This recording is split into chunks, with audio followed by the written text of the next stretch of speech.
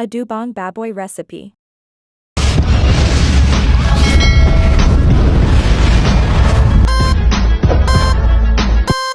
At ito na naman po tayo ngayon mga kabangawan. May bago na naman tayong recipe for today.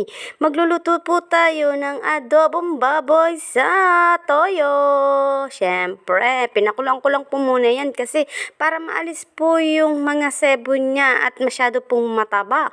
At para maalis na rin po ang lansa. So ayan, hindi ko na nga po pala inalis dyan at dahil kakaunti lang naman ang ating i-adobo. At nirequest ko lang po yan kay Mister kasi bigla po akong nakamiss kumain ng adobong baboy. So ayan, bumili kami sa labasan habang kami ay pauwi galing akong trabaho.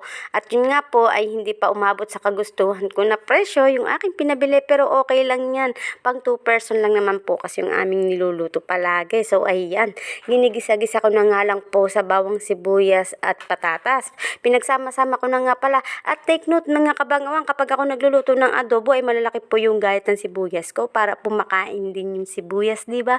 Antibiotic kaya yan. Charot. Pero totoo po yun. Kaya sa mga mahilig kumain dyan ng sibuyas, shout out sa inyo. Di lang kayo nag-isa. Kasama na ako doon.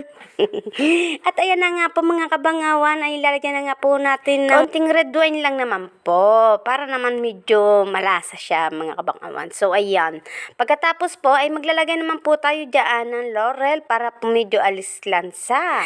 At alam nyo ba mga kabangawan, ang laurel ay isang pampaswerte sa ating kabahayan. Kaya kung sinong may mga laurel sa inyo dyan, shout out naman sa inyo. Hindi lang kayo nag-iisa, charot.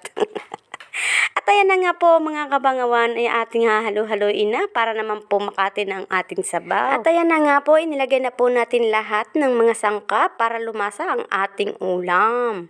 Kaya naman kapag kayo ay magluluto, pasarapin nyo na lang. At dahil kakaunti lamang po ang aming budget, so diskarte na lamang po kung paano mapasarap ang ating mga niluluto. At sinamahan ko na nga rin po pala dyan mga kabangawan ng kalamansi. Alternate po yan ng suka.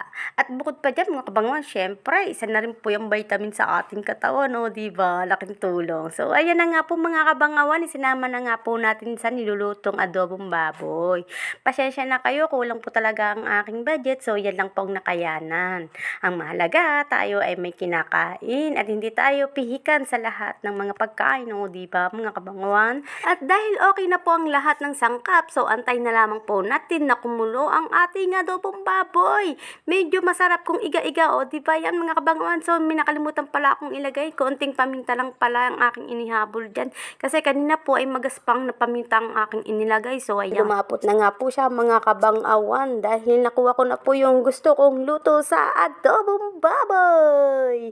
Shout out sa mga mahilig sa adobong baboy dyan, alam kong favorite niya yan. Mapapasarap na naman ang kain ko nito, siguro mag-a-only rice na naman ako nito, charot. So maraming salamat sa inyong panonood sa aking mga video. Sana'y wag po kayong magsawa. Abangan po sa susunod na mga video ko.